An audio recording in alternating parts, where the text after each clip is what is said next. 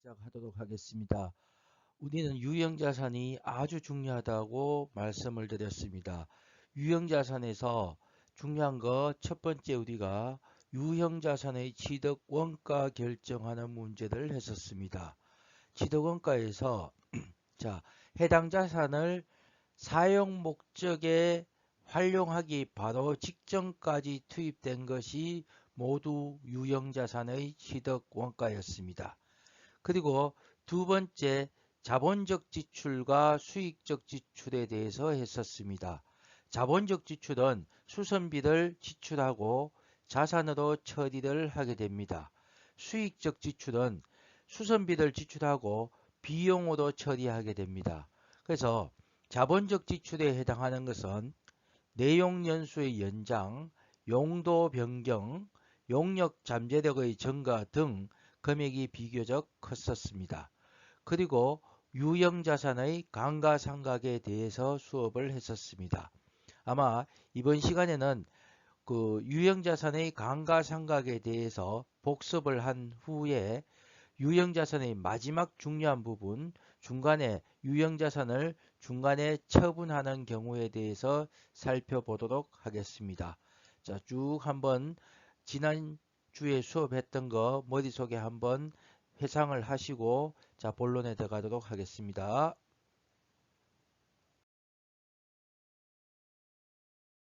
자, 예제 문제, 교과서 예제 문제를 가지고 복습을 하도록 하겠습니다. 자, 취득원가 100만, 1000만원, 내용연수 3년, 잔존가치가 얼마였는가 하면 100만원입니다. 그러면 1000만원짜리 자산을 3년간 사용하면 마지막 최종 남아있는 가치는 100만원이 된다는 얘기입니다. 그리고 정률은 1-N후 내용연수입니다. 그죠? N분의 잔존가의 취득원가였죠. 이렇게 계산한 것이 53.6%라고 가정을 합니다. 자, 정액법 1기부터 한번 볼까요? 1기는 정액법은 취득원가에서 취득원가 1000만원에서 잔존가액 얼마입니까? 100만원 빼면 감가상각 대상 금액이 900만원이 됩니다. 그죠? 자, 내용연수 3년으로 나누면 얼마? 300만원이 된다는 얘기죠. 자, 그러면 1기에 차변에 감가상각비 300만원, 대변에 감가상각 누계액 300만원 이렇게 되죠. 그래서 감가상각 누계액은 해당 자산의 차감적 평가 계정입니다. 차감하는 형식으로 써준다 했죠. 그래서 재무상태표 보시면 만약에 이게 기계라고 본다면 기계 1000만원 했다가 1기에는 감가상각 누계액이 얼마 있습니까? 300만원 있으면 장부가액이 얼마가 된다? 700만원이 되겠죠. 그죠? 자, 정액법은 매기 감가상각 금액이 똑같습니다. 2기도 동일할 거고 3기도 동일하게 되겠죠. 자, 3기가 끝나면은 재무상태표에는 기계 1000만원인데 감가상각 누계액이 1기, 2기, 3기들 다 합치면 900만원이 되니까 잔존가액인 100만원이 남게 되겠죠. 잔존가액이 장부가액 북밸류로 남아있을 겁니다. 자, 됐죠? 자, 그 다음에 정률법으로 한번 볼게요. 자, 정률법으로 푸시는데 정률법은 미삼각잔액입니다. 그죠? 1기에 미삼각잔액이 얼마입니까? 1000만원이 미삼각잔액이죠. 미삼각잔액 곱하기 0.536이니까 536만원이 됩니다. 그죠? 자, 2기입니다. 자, 여러분 계산기가 있어야 되겠죠? 그래서 계산기는 제일 단순한 계산기들 하나 가지고 있으시면 됩니다. 계산기 자기가 쓰는 거 하나 좀 구해 놓으세요. 제가 다음 시간에 한번 사진을 찍어서 올려 드릴게요. 아니면 제가 제가 갖고 있는 보통 공인회계사 시험 칠 때 쓰는 계산기들, 만약 계산기들 사신다면 공인회계사 시험 칠 때 혹은 세무사 혹은 모든 시험을 칠 때 가지고 들어갈 수 있는 계산기를 구입하시는 게 좋겠죠. 아니면 그냥 단순한 것 사시면 됩니다. 자, 2기 볼까요? 미삼각잔액은 취득원가에서 뭐 뺏는 겁니까? 장부가액 536만 원 뺏는 겁니다. 그죠? 곱하기 0.536입니다. 제가 전자계산기가 계산해 볼게요. 1000만 원에서 마이너스 536만 원 빼면은 요 금액이 얼마 나오는가 하면 464만 원 나옵니다. 그죠? 여기서 곱하기 0.536을 곱하면 248만 7천 이 글자가 커져 버렸다. 그죠? 248만 7,040원이 되겠죠. 2기, 3기 가볼까요? 3기는 어떻게 됩니까? 분계는 안 해도 되죠. 차변의 감가상각비, 대변의 감가상각 누계액 옵니다. 그죠? 자, 여기서 감가상각비는요, 판매비와 관리비입니다. 그죠? 관리비라는 거 주의하시면 되고요. 자, 다시 갑니다. 3기 가봅니다. 1000만 원에서 자, 감가상각 누계액이 얼마입니까? 요거 놈 두 개 합쳐야 되겠죠? 합치면 플러스 536만 원 더해주면 200 얼마인가 하면 784만 7,040원이죠. 곱하기 0.536 해주시면 자, 마이너스 1000만 원 해주시면 요 금액이 215만 2,960원 나옵니다. 그죠? 15만 2,960원 곱하기 0.536이니까 곱하기 0.536 하면 115만 3,980 980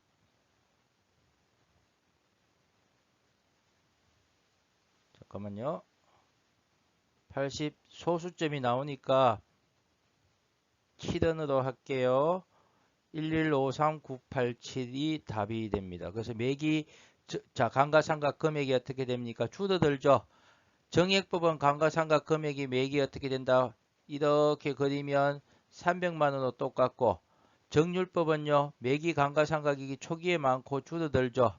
그래서 초기에 비용을 많이 계상하기 때문에 초기에 세금이 적게 나가겠죠. 비용이 크다는 얘기는 이익이 줄어들기 때문에 이익이 적으면 세금이 적습니다. 그죠? 그래서 초기에 이렇게 비용을 많이 잡기 때문에 정률법은 정액법에 비해서 우리가 보수적인 방법이라고 합니다. 보수적이다. 이렇게 했습니다.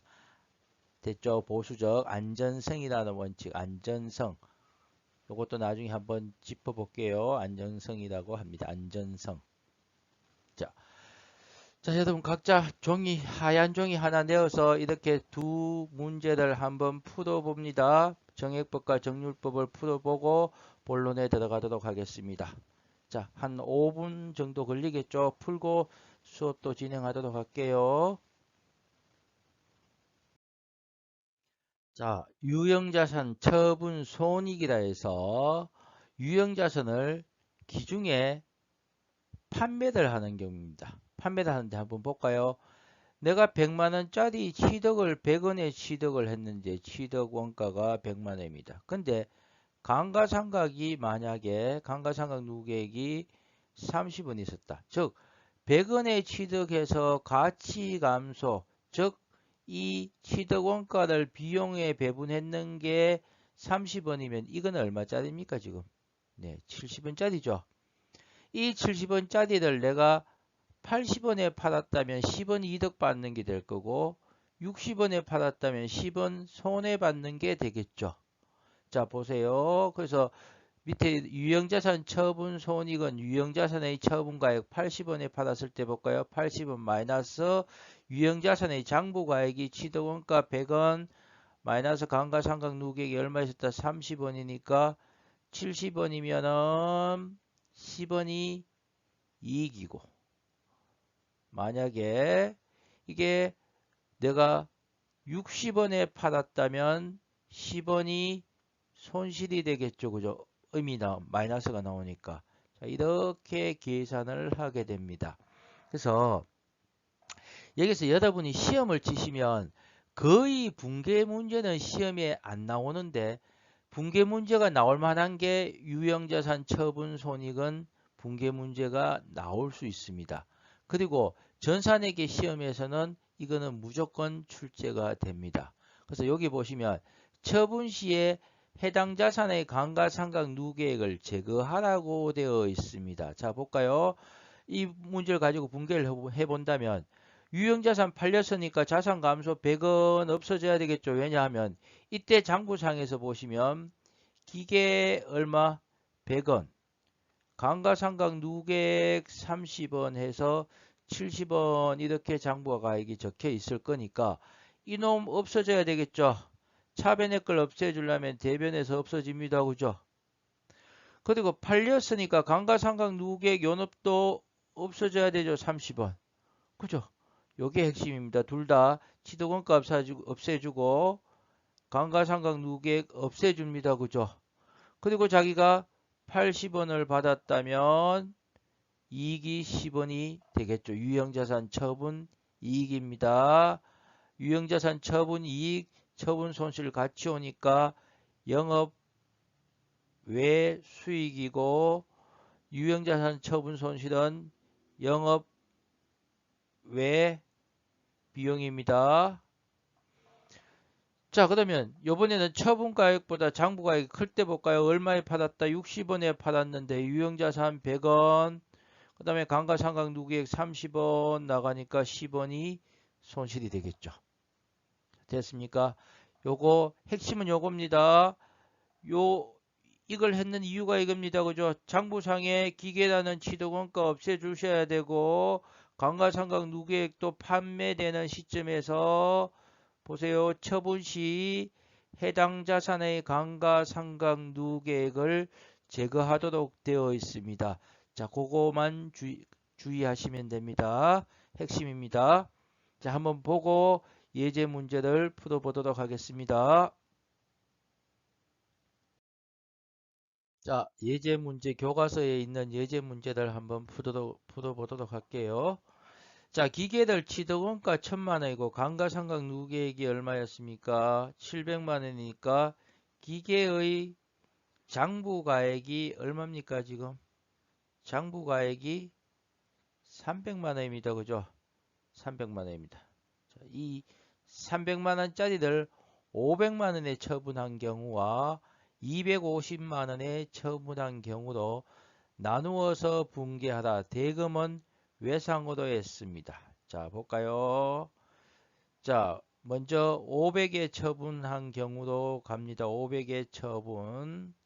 자, 기계 취득원가를 없애줘야 됩니다. 얼마? 1000만원. 감가상각 누계액 얼마였습니까? 700만원 없애줍니다. 그죠? 그리고 외상으로 했기 때문에 500만원을 외상으로 했습니다. 그러니까 뭐가 온다? 이런 데 속으시면 안 됩니다. 그죠? 미수금이 옵니다. 그죠?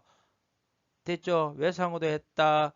음으로 받았다. 어쨌든 간에 재고자산이 아니면 외상 매입금, 외상 매출금, 지급은 받을 설 수 없습니다. 그죠? 500만원 하시고, 그럼 나머지 차변 120, 대변 1000이니까 200만원이 유형자산 처분 이익이 되겠죠. 자, 밑에 거 한번 풀어보세요. 자, 밑에 거. 자, 제가 풀까요? 볼게요. 기계 얼마? 똑같습니다. 그죠? 1000만원. 돈 외상으로 했으니까 미수금 250만원. 그 다음에 감가상각 누계액 700만원. 그 다음 나머지 50만원이 뭐가 된다? 유형자산 처분 손실이 됩니다. 그죠? 됐습니까? 한 3분 정도 하면 풀 수 있겠죠? 풀고 무형자산으로 들어가도록 하겠습니다. 자, 무형자산에 대해서 시작을 하도록 하겠습니다. 우리가 영업상 사용하는 자산으로서 영업활동에 사용합니다. 그래서 유형자산이 있었고 무형자산은 영업상 사용하는 자산이지만은 물리적 실체가 없습니다. 그렇게 구분하시면 됩니다. 자, 볼까요? 무형자산은 물리적 실체는 없습니다. 없지만 식별 가능한 비화폐성 자산이란 말이 나오네요. 이거 사실 중급이나 고급 가면 잘 알고 있어야 되는데 지금 제가 한번 설명할게요. 이해가 가능한지 한번 봅시다. 자, 내가 상품을 가지고 있었습니다. 상품을 100원치 가지고 있었습니다. 그러면 물가가 상승을 합니다. 2배로 상승합니다. 그러면 이 상품의 가치가 얼마가 됩니까? 200원이 되죠. 그러니까 이 상품을 이용해서 만약에 다른 걸 구매한다 하더라도 동일한 가치만큼 구매를 할 수가 있죠. 그래서 이런 것들을 우리가 비화폐성 자산이라 합니다. 현금 볼까요? 현금을 100원 가지고 있었습니다. 나는 지금 100원치 정도 물건을 살 수 있었는데 이게 물가가 2배 돼 버린다면 2배로 올라가 버린다면 내가 실제로 구매할 수 있는 실질 구매력은 반으로 줄어들죠. 이걸 우리가 뭐라고 한다?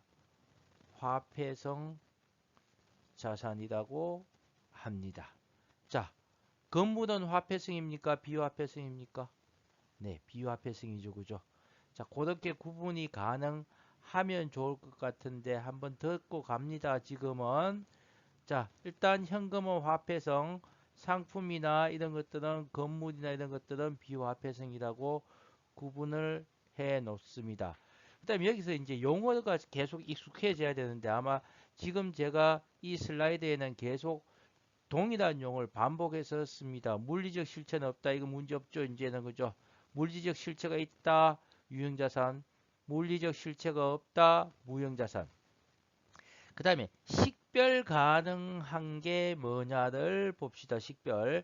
자, 식별 가능한 자산이란 매각하거나 이걸 교환하거나 임대, 즉 분리 가능한 자산이거나 혹은 계약상의 어떤 권리나 기타 법적인 권리입니다. 자, 대표적인 특허권을 가지고 있다면은 내가 어떤 기술에 대한 특허를 가지고 있다면 동일한 기술을 쓰려면 돈 내야 되죠.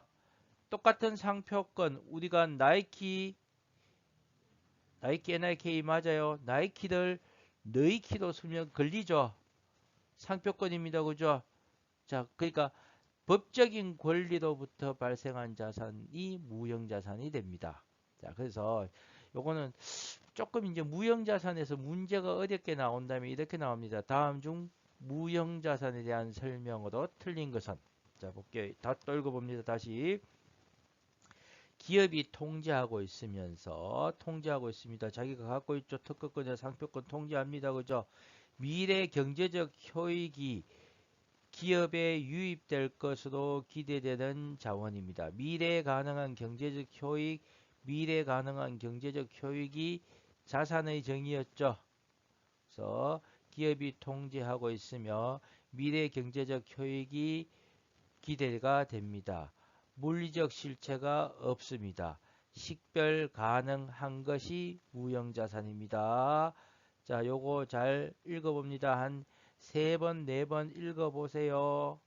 읽어보시면은 익숙해져야 됩니다. 통제, 미래 경제적 효익이 기대되고 물리적 실체가 있고 식별 가능합니다. 즉, 미래 경제적 효익이 있다는 얘기는 자산의 인식 요건을 충족한다는 얘기입니다. 그죠? 자, 몇 번 읽어보고 다음 슬라이드 보도록 합니다. 자, 무형자산을 어떻게 인식한다? 인식하거나 측정하는데 어떻게 한다? 똑같은 말 다시 합니다. 무형자산은 자산에서 발생하는 미래 경제적 효익이 기업에 유입될 가능성이 높고, 즉 미래 경제적 효익이 있고, 그 다음에 자산의 원가를 신뢰성 있게 측정할 수 있는 경우에만 어떻게 무형 자산으로 처리를 하게 됩니다.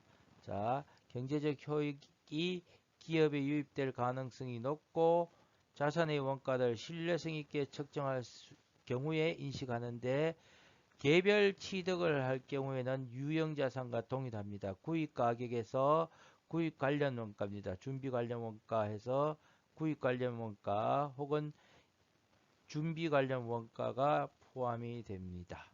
이게 지금 계속 용어도 나오니까 어려울 수 있습니다. 반복해서 읽으시면 되고, 뭐 우리가 시험 칠 때 이걸 계속 읽어 두시면은 시험 치는데도 큰 문제가 없을 겁니다. 요 범위를 벗어나지 않습니다. 예, 교과서 121페이지 한번 읽어보고 갈게요. 121페이지 무형자산에 의해서 교과서에 있는데도 한번 보면, 무형자산이란 물리적 실체가 없는 자산으로 영업활동을 위해 사용하는 자산을 무형자산으로 정의한다고 되어 있죠. 물리적 실체가 없지만 영업활동으로 사용하는 자산입니다. 매출채권이나 선급금 등과 같은 자산은 물리적 실체가 없는 자산이라 할지라도 영업활동에 사용되지 않기 때문에 무형자산에 해당하지 않습니다. 영업권, 재산권과 같이 영업활동에 사용되는 실체가 없는 자산을 무형자산으로 인식한다고 되어 있습니다. 자, 또 다시 계속 읽어볼게요. 무형자산은 재화의 생산이나 용역의 제공, 타인에 대한 임대 또는 관리에 사용할 목적으로 기업이 보유하고 있으며, 물리적 형체가 없지만 식별 가능하고 기업이 통제하고 있으며 미래 경제적 효익이 있는 비화폐성 자산입니다. 됐습니까? 또 이러한 무형자산을 취득한 경우에 취득원가를 뭐로 한다? 무형자산의 차변에 무형자산, 대변에 뭐 현금을 줬다면 현금, 이렇게 회계 처리한다고 되어 있습니다. 무형자산을 취득한 경우에는 취득원가를 무형자산 계정의 차변에 기입하게 되며, 기간이 경과함에 따라서 무형자산을 취득했더라도 특허권을 취득했더라도 시간이 경과하면 가치가 감소합니다. 그래서 가치가 감소하는 취득원가를 비용으로 인식하게 됩니다. 유형자산은 우리가 감가상각을 했죠. 무형자산도 가치가 감소하기 때문에 상각을 하게 됩니다. 자, 됐고요. 자, 무형자산의 종류, 교과목 P가 아니고 교과서인데, 교과서 121쪽부터 있네요. 제가 교과서 없는 사람을 위해서 교과서 거 그대로 썼습니다. 영업권, 물리적 실체가 없는 자산으로 브랜드, 입지 조건, 기술, 고객 평판 등으로 인하여 다른 기업이 다른 기업에 비해서 초과 수익을 기대할 수 있는 자원입니다. 자, 내가 A라는 기업과 B라는 기업이 있었는데, 내가 A라는 기업인데 이 기업이 뭐 하여튼 B기업은 월 100만 원을 버는데 이 기업은 월 200만 원을 법니다. 이 200만 원을 번다면 이 초과 수익이 있기 때문에 A 기업을 우리가 인수할 때는 B 기업보다 돈을 더 줘야 되죠. 그죠? 여러분 이런 걸 뭐 권리금이라 합니까? 근데 일상적으로 사용되는 권리금이라는 용어를 우리는 어떻게 씁니까? 그 안에 있는 직기나 뭐 비품 이런 거에 대한 것들을 권리금이다 하는데, 권리금은 그게 아닙니다. 아니고 실제로 영업권이란 것은 이 기업보다 A라는 기업이 초과 수익을 올리고 있기 때문에 줍니다. 그죠? 이 초과 수익을 올릴 수 있는 근거가 되는 것이 브랜드라든가 입지 조건이 좋다든가 특출한 기술이 있다든가 평판이 좋아서 초과 수익을 올린다면은 영업권으로 계상을 하게 됩니다. 근데 여기서 이 영업권에서 여러분 아주 중요합니다. 내부 창출 영업권은 인정을 하지 않습니다.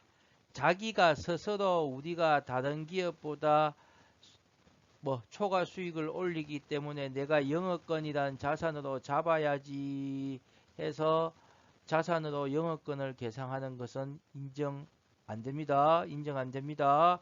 시험 문제 자주 나오는 것 중에 하나입니다. 영업권 인정 안 된다 하는 거요. 됐죠? 교과서 한번 읽어볼게요. 영업권이란 물리적 실체가 없는 자산으로 브랜드 입지 조건 기술 고객 평판 등으로 인하여 기업이 다른 기업에 비해 초과 수익을 기대할 수 있는 자원을 의미하며 영업권은 기업 내부적으로 창출된 영업권과 외부에서 구입한 영업권으로 구분할 수 있다. 내부적으로 창출된 영업권은 취득원가를 신뢰성 있게 측정할 수 없을 뿐 아니라 기업이 통제하고 식별 가능한 자원도 아니므로 무형자산으로 인식할 수 없습니다. 됐죠? 아주 중요합니다. 반면 외부에서 구입한 영업권이란 합병, 영업을 사고 파는 양수 등의 방법으로 유상으로 취득한 경우에 인정을 합니다. 됐죠? 영업권 세도 또 뒤에서 한번 더 볼게요. 자, 산업재산권은 일정 기간 독립적 배타적으로 이용할 수 있는 권리로 우리가 잘 아는 특허권, 실용신앙권, 의장권, 상표권 등이 여기에 해당합니다. 그 다음에 개발비 그대로 신기술의 개발과 관련하여 발생한 비용입니다. 내부에서 개발한 소프트웨어 관련 비용으로 자산의 인식 기준을 충족시킨다면 개발비로서 뭐로 잡을 수 있다? 무형자산으로 잡을 수 있다는 얘기입니다. 그죠? 신기술의 개발과 관련하여 발생한 비용으로 그 다음 볼게요. 그 다음 어떻게 되어 있습니까? 개별적으로 식별 가능하고 통제 가능하며 미래 경제적 효익을 기대할 수 있는 것이 뭡니까? 개발비입니다. 개발비로서 무형자산으로 잡습니다. 무형자산으로 잡습니다. 근데 요거는 지금 여러분이 이거 고급 회계중 가면 이 개발비에 관한 것들이 책에 뭐 한 100페이지 이상이 나옵니다. 100페이지 이상이 나오는데 지금은 여러분은 요 정도만 개별적으로 식별 가능하고 통제 가능하며 미래 가능한 경제적 효익을 기대할 수 있다면, 즉 자산의 인식 기준을 충족시킨다면 무형자산으로 처리할 수가 있습니다.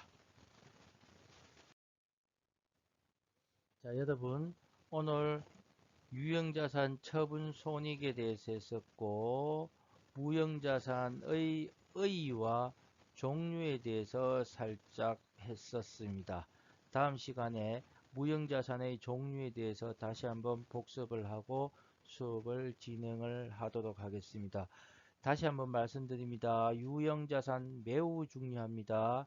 우리가 재고자산과 유형자산만 완벽하게 할 수 있으면 앞으로 시험 치는데 어떤 자격증 시험이든지 합격할 수가 있습니다. 나머지 이런 무형자산 이런 것들은 살짝 암기하는 것밖에 안 됩니다.